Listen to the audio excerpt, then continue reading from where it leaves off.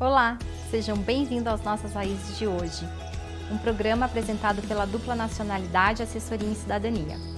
Eu sou Thaís Ventura e, juntamente com Thaís Miranda, conversamos com pessoas que nos fazem viajar por séculos de história. No último episódio, recebemos o Bruno Fernandes, que fez a imigração inversa para Portugal. Hoje, eu e o Henrique Ventura conversamos com o seu Aristeu, um descendente de italiano que mora na cidade de Caconde, que tem uma história linda de fé e resiliência. Confira como foi o bate-papo. Seja muito bem-vindo, senhor Aristeu. Muito obrigado, eu agradeço da oportunidade de você estar aqui na minha casa hoje e a gente poder parar um pouquinho para contar alguma coisa boa que Deus fez na nossa vida, né? Eu agradeço muito vocês. Senhor Aristeu, conta pra gente um pouquinho da sua origem. Quem foram seus antepassados, de onde vieram? Conta um pouquinho. Olha, eu não conheço muito dos meus antepassados, porque a nossa cultura é um pouco assim, sem muito estudo, né? E nós não estudamos muito sobre isso, né? Mas um pouquinho a gente tem conhecimento pelas histórias que a gente escutava dos meus avós, né? Que eles contavam muita história, né? Então aquilo que eles me passaram, poucas coisas das muitas que aconteceu, alguma coisa eu tenho lembrado, né? Eu lembro que fui criado junto com a minha avó materna, né, que meu pai, sempre no lugar que ele mudava, ele levava a minha avó para ir com ele, né? Então ela contava muito caos e a outra avó também da parte do meu pai, a gente tinha muita amizade com eles, convivia muito, né? Só sei que a minha avó materna, ela é italiana, que veio da Itália, né? Há um tempo atrás, a gente não sabe exatamente a data que ela veio, né? Pelos os documentos que a gente tem, ela veio de Botelho, Minas Gerais, né? Descendência dos Mori. E o meu avô, também italiano, que casou com a minha avó, ele era dos Auriletti, também italiano, que veio da Itália, né? Só que a gente não sabe exatamente como é que eles vieram, como é que foi a atração deles para aqui, né? Só sabemos que eles queriam um lugar para trabalhar, para ganhar dinheiro, para cultivar a terra, né? Porque todo mundo falava no Brasil que o Brasil estava vindo os imigrantes, né? Um lugar de começar a vida. E nós sabemos que todos os estrangeiros que vieram para cá se deu bem, né? Porque o pessoal que morava aqui antes não dava conta esse céu que é o Brasil aqui que nós vivemos. Então eles vinham com a intenção de melhorar a vida, né? Que hoje se inverte, né? Que as pessoas saem daqui para ir para os outros países, né? Então eles vinham para cá e se deram bem, eu acredito que se deram bem, né? Só que eu não sei exatamente a data que eles vieram, de onde eles vieram, né? Lá da Itália, mas são italianos, criaram os filhos aqui, compraram o primeiro pedacinho de terra, né? Criou os filhos, meu avô, quando ele teve 9 filhos também, eu tenho 9 tios e tias maternas, né? Ele tinha um pedaço de terra, ele era pedreiro, ele era carpinteiro, muito trabalhador, na casa dele tinha muita fartura. Quando os netos, né, os netos, a gente ia na casa deles, a gente era, no caso, de muito menos recursos, quando ia na casa dele, vinha tudo, sabe, doente de tanto comer. Porque lá tinha muita coisa, ele fazia rapadura, ele fazia queijo, ele fazia doce, ele fazia fumo para vender aqueles rolos de fumo, sabe? Então ele tinha muito recurso lá na época, todo o dinheirinho que ele arranjava ele ia guardando e era considerado uma pessoa de um capital bom, né? Um capital bom. Senhor Aristeu, fala um pouquinho para a gente sobre os acontecimentos que trouxeram então a sua família para essa área tão bela, tão bonita aqui, que é bem no alto de uma montanha, próximo ao mirante aqui de Caconde, na divisa entre Caconde e Divinolândia. Conta um pouquinho para a gente como que a família do senhor, ou o senhor mesmo, veio para essa região para cultivar café e tudo mais. Olha, a gente sabe até hoje que o café foi o ouro do Brasil, né? O café foi o ouro do Brasil. Então as pessoas vieram com a intenção do cultivo do café. Então nós sabemos, nós que hoje estamos na área do café, que conhecemos aí como é que funciona o negócio do café, Só que eles não previam o outro lado especial do café hoje, né? Então os cafés seriam plantados nas montanhas, porque nas montanhas não cai geada. E os lugares baixos, quando gia, mata as lavouras de café. A gente vê que no Paraná acabou as lavouras por causa dessas coisas. Então sempre as montanhas são os lugares que dão os cafés mais protegidos, né? Então nessa montanha aqui que nós moramos, né, mais de 1.100 metros de altitude, que eles vieram plantar café, então derrubavam os matos e plantavam os cafés, né? Com a intenção de que não ia morrer com a geada, porque um pé de café, a gente planta um pé de café, ele tem por obrigação dar café 50 anos, sabe? Desde que a gente faz o trabalho necessário que ele precisa, né? Então eles viam, plantavam café nas montanhas, roçavam os matos, plantavam o café na montanha por esse lado, mas só que eles não sabiam que os cafés, quanto maior a altitude, melhor é a qualidade, porque o café, hoje foi descoberto pela ciência e os estudos, que o café ele é uma fruta e ele tem as características de muitos sabores diferentes. Eu já tenho assim, entrevista de café, que o café, a origem da fruta do café é 4 vezes a mais do que a uva. O café tem um leque 4 vezes maior do que a uva. E a uva já tem um leque imenso? Então, é 4 vezes a mais, então tem muitos sabores variados. Então é por isso que eles se interessaram pela plantação de café e veio para essas montanhas. E geralmente quando um imigrante vem, ele não tem muito recurso, ele precisa de ajuda, precisa de alguém que apoia. E lugar de montanha, lugar de mata, é terra de menos valor. Então se eles fossem comprar um terreno já desbravejado, um lugar plano, baixado, ajeitado, com o dinheiro que tinha, compravam muito pouco. Então comprando um lugar mais difícil, aí comprava mais terra. E como eles eram guerreiros, trabalhador, muito guerreiro, que não importava com a mão de obra, com o sacrifício de derrubar a árvore, aquele tempo podia derrubar a árvore, derrubar a mata, fazia queimada, fazia os aceros, depois plantava o café com semente, né? Cuidava. Naquela época um pé de café para dar a primeira colheita era com 4 anos. Hoje com um pé de café com 30 meses, eu tenho na minha lavoura que já chegou a dar 10 litros de café em cereja. Com 30 meses, então naquela época era 4 anos. Então isso eu acho que é uma das razões que as pessoas procuraram essa região aqui por causa desse... Mesmo sem saber que a montanha podia produzir um café ainda melhor, né? Eles previam a segurança do pé de café, mas não sabia que a maior vantagem seria a qualidade que ele daria, né? Então, já que a gente está falando de origem, né? O senhor está contando um pouquinho da história dos imigrantes em relação ao café e tudo mais, eu queria saber, eu sei que o senhor tem uma riqueza aí de conhecimento a respeito do desenvolvimento das fazendas de café aqui de Caconde, de famílias. O senhor pode contar um pouquinho para a gente? Olha, pelo que eu tenho conhecimento, há uns 200 anos atrás, a corte portuguesa deu para as pessoas, uns imigrantes que vieram aqui nessa montanha onde eu moro hoje, né, que Deus deu para a gente, pela graça de Deus, de estar aqui. Então eles ganharam 600 alqueires de terra para cultivar café, uva e jabuticaba, né? Então eles vieram para aqui e começaram a cultivar o café, e a meta deles, como também a minha família, os meus avós, era fazer café que ia para a Alemanha, né? Fazia uns cafés para ir para a Alemanha. Só que naquele tempo não tinha as qualidades que hoje tem, não tinha os recursos, secava o café no terreiro de terra, né? Não tinha energia para movimentar máquina, secador, lavador de café. Então os cafés eram secados no terreiro de terra, e a primeira máquina de café que teve aqui nessa região era tocada a vapor, porque não tinha energia. Não sei como é que funcionava, era um vapor que funcionava e movia a máquina, né? Movia a máquina de café. Então, aí os grandes fazendeiros aqui, que tinham as grandes fazendas de café, só que produzia muito pouco. Na época, produzia muito pouco, era muito sofrido, tinha que usar enxada, carpir com enxada, 5 vezes por ano, né? Uma pessoa naquela época plantava café, ele tocava 5.000 pés de café, ele se matava. Hoje uma pessoa sozinha troca 50.000, né? Então produzia muito pouco, tinha que apanhar com a mão. As primeiras, quando começou a apanhar café aqui nessas montanhas, roupa, pano, essas coisas, era muito difícil.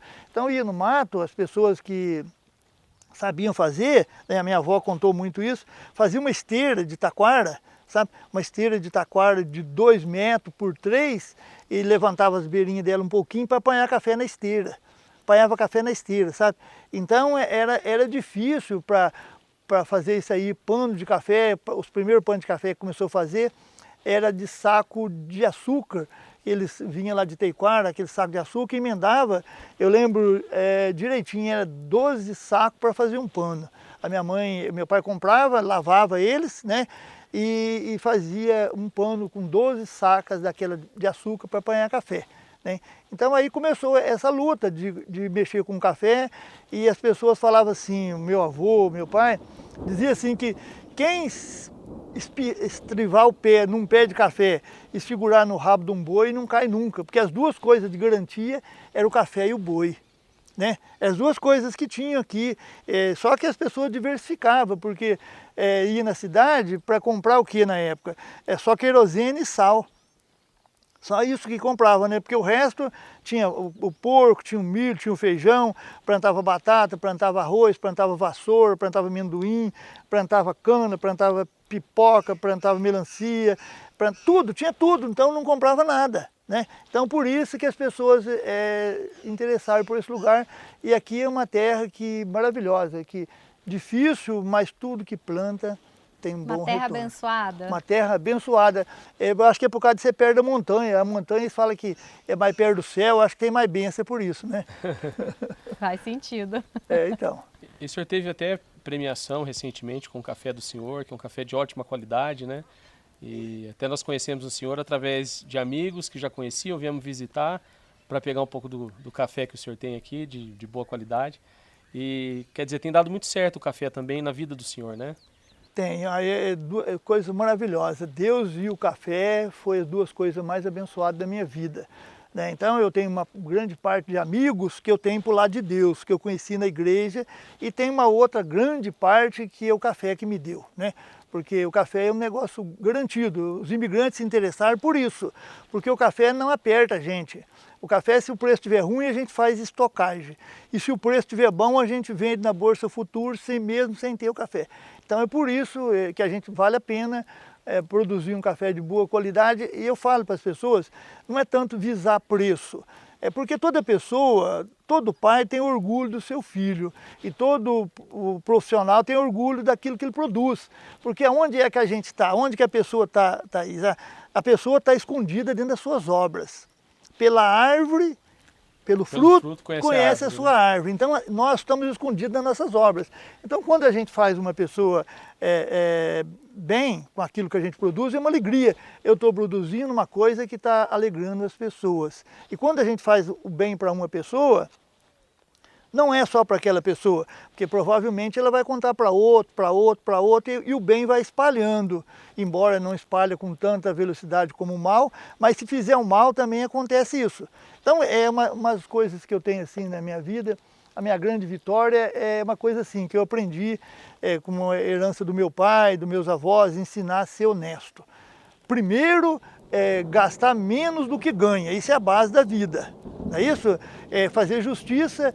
Deus deu a gente com 2 pés para andar, um no caminho da verdade e um da justiça, não é isso? Então é isso que a gente tem que fazer. Então a gente tem uma propriedade, qualquer coisa que a gente tem é muito bom. A gente, para ter uma propriedade boa, tem que ter, primeira coisa, água boa. Tem que ter localização boa, tem que ter terra fértil, não é isso? Tem que ter todas essas coisas, tem que ter na propriedade.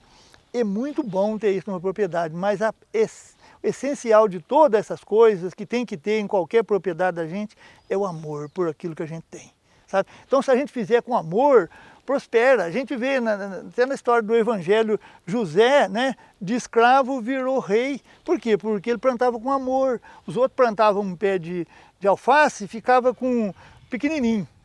Plantavam um pé de couve, ficava com 1 metro. José plantava um pé de couve, dava 3 metros de altura.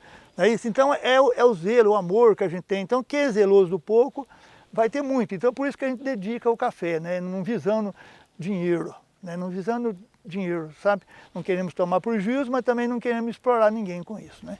O senhor fala muito de fé e parece que a fé está muito enraizada no Senhor, de tal forma que o Senhor também teve uma passagem muito difícil na vida, né? De ter que perder um filho.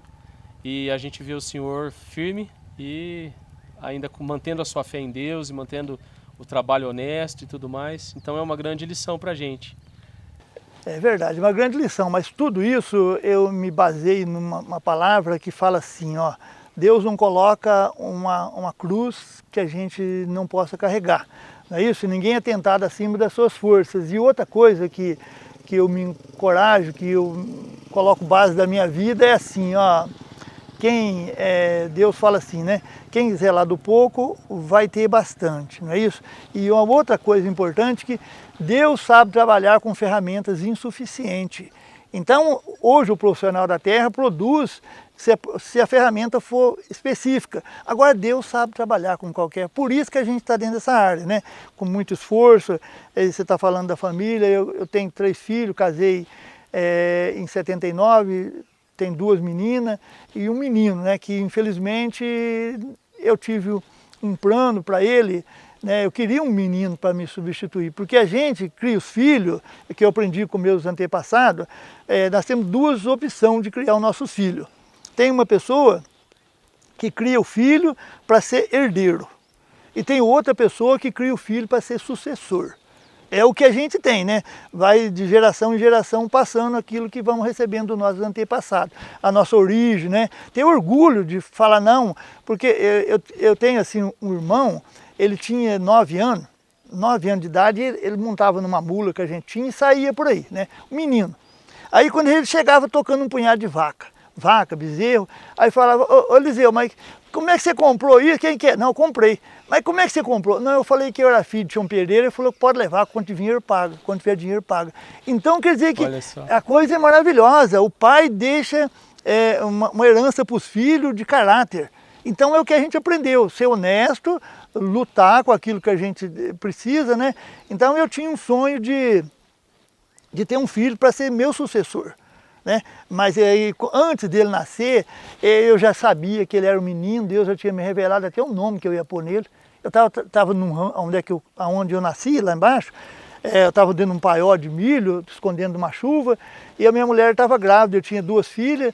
Aí eu falei, ô Senhor, eu queria tanto que o Senhor me dava um filho homem para brincar aqui nesse lugar onde eu brincava, para que possa suceder essas coisas que o Senhor me deu. Toma conta, porque hoje eu não tenho meu pai, mas se ele vier ver o que ele deixou para nós, ele vai ficar com orgulho, que nós melhoramos, nós não desfizemos do que nosso pai deixou, né? Criou 9 filhos, meu pai, e todos eles estão zelando maravilhosamente do que meu pai lutou com os esforços dele, embora não teve muito recurso, mas foi um grande herói, né? Então aí Deus me falou, e agora a tua mulher está grávida, vai ser o menino que você pediu, né? E nasceu o menino, não teve jeito de fazer ultrassom, nasceu. Aí o dia que eu fui lá no hospital, o médico me falou, nasceu, eu falei, um molecão. Ele falou, é mesmo, como é que você sabe? Eu falei, não, eu já sabia. Mas só que o plano de Deus, não é isso? É diferente, com 27 anos, eu vinha vindo da casa do namorado, um maluco foi fazer uma ultrapassagem num lugar proibido, tirou a vida do meu filho, né? Mas só que a nossa vida está baseada em Deus, né? O que acontece? A nossa vida, toda pessoa, se quiser ser alguém na vida, ele tem que ter uma meta especial. Vamos pôr, primeiro, uma estaca, para tirar um rumo da vida, você tem que ter 2 estacas. Se você colocar uma estaca de referência, você pode ir para qualquer lado, para a direita, para a esquerda, para frente, para trás. Se você colocar 2, você já vai ter uma referência. Uma estaca vai dar referência da outra. E o que acontece? Aí pela base dessas 2 estacas, você vai ver aonde é que vai ser a terceira. Então é por isso, a gente tem a estaca do passado, a estaca do presente fincada, e a gente tem uma noção como é que vai ser o futuro. Assim? Então se a gente vai caminhando, esses 2 estacas que a gente já tem colocada, o dia que chegar no futuro, a gente tem uma noção para que rumo que a gente está indo. Então quem está indo para o caminho do bem, para o caminho da justiça, que está indo para o caminho do amor, com certeza Deus está com ele. Né? Muito bom. Eu queria saber, o senhor tem uma história muito bonita, né, de um relacionamento com Deus e, né, como ele tem ajudado o senhor a vencer as batalhas da vida. Alguém na família inspirou o senhor a ter esse relacionamento assim com Deus? Olha, Da parte espiritual eu tenho uma herancinha da minha avó paterna, que ela veio de Minas, até falava que ela era descendente de búlgara. Ela rezava muito o terço. Ela rezava o terço, eu era molequinho, ela falava assim, ô filho, vamos com a avó lá, que a avó vai benzer uma criança lá. Aí eu ia com ela, naquele tempo tinha aquele negócio de quebrante, então ela benzia a criança de quebrante e depois ela ficava abrindo a boca, ela falava assim, nossa, que passava para ela, né? E tinha aquele negócio de benzer cobreiro, dava cobreiro que dava, e ela até ensinou pra gente como é que fazia aquilo. Então a minha referência, ela rezava, nossa, rezava, todo dia ela fazia as orações dela, eu via sentada no terreiro da casinha dela lá, fazendo as orações dela todo dia. Então, uma referência. Aí depois a outra coisa que me incentivou é ter a graça de morar perto de uma comunidade boa, espiritual, e Deus me colocou lá dentro, eu tenho lá hoje a minha liberdade lá para poder falar alguma coisa de Deus e que eu possa testemunhar aquilo que Deus tem feito na minha vida. Minha vida é um testemunho que Deus age na nossa vida, né? Que cuida, né? Que cuida de nós. Então eu acho que tudo importa a gente procurar fazer o bem. Não é isso? Fazer o bem. Então, a prosperidade da vida, Deus é assim, ó, já estamos falando da parte espiritual.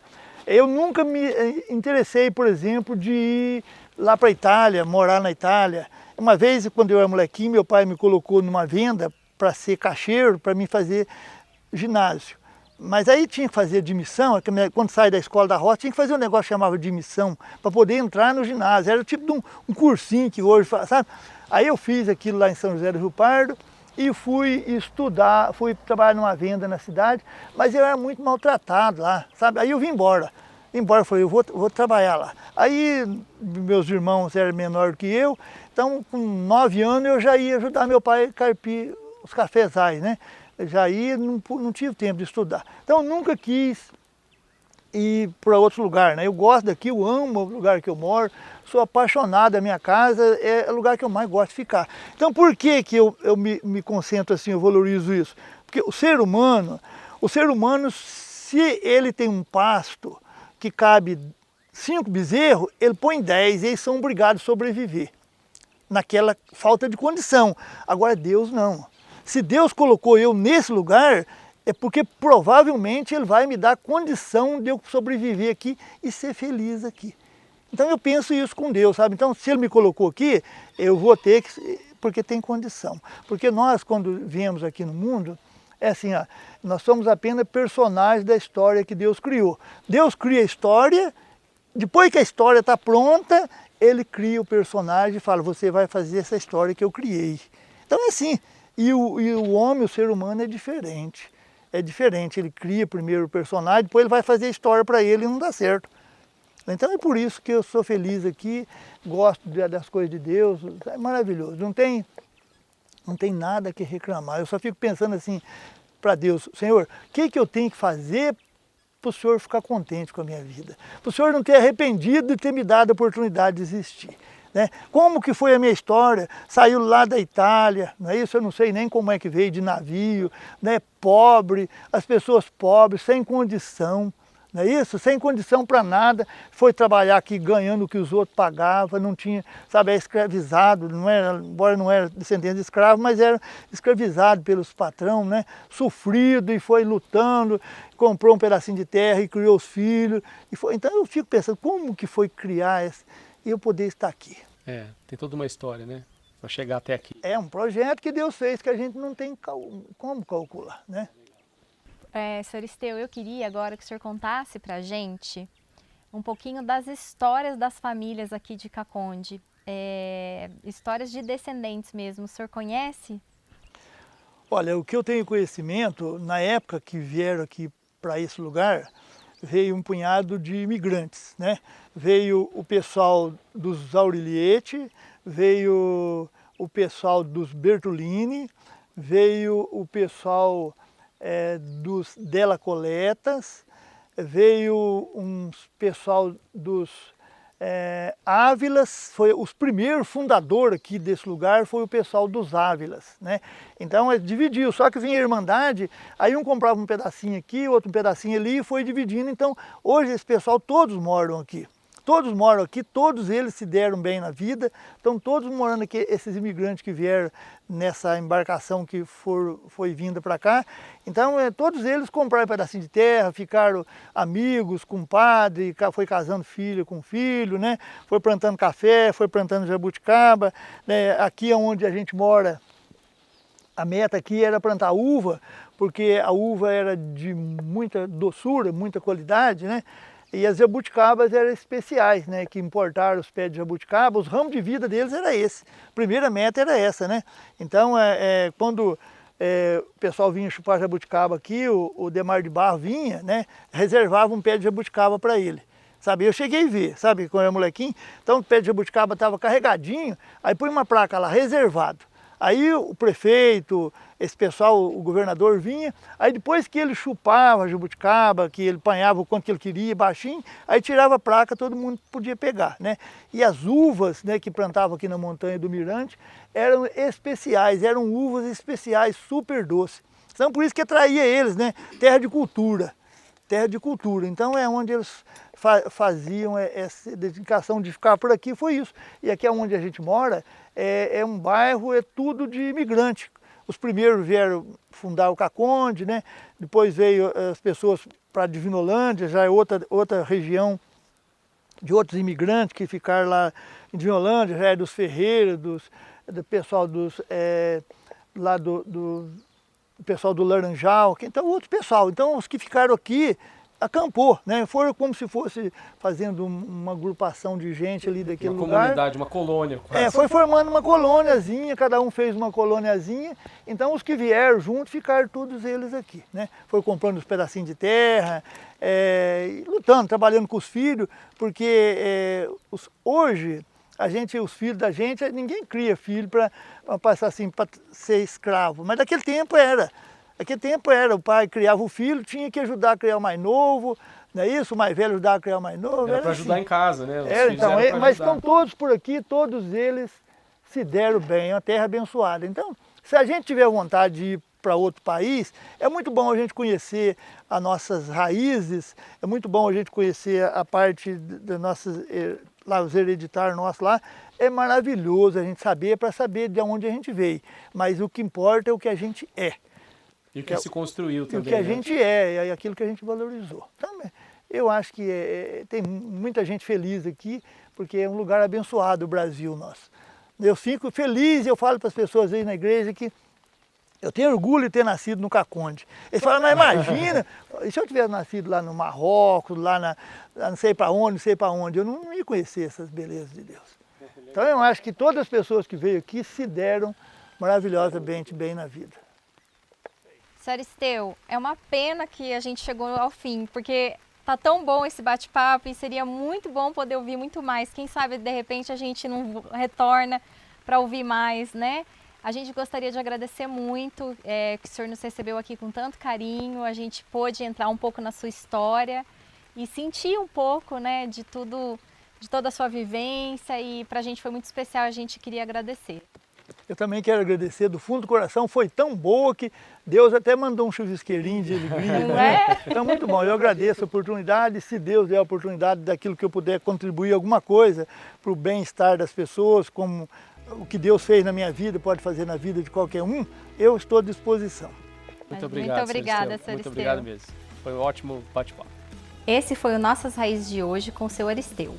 Você tem ou conhece alguém com uma história familiar incrível? Comente aqui.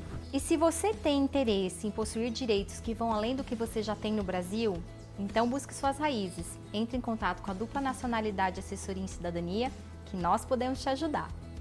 Não se esqueça de curtir a nossa página no Facebook e se inscrever no YouTube.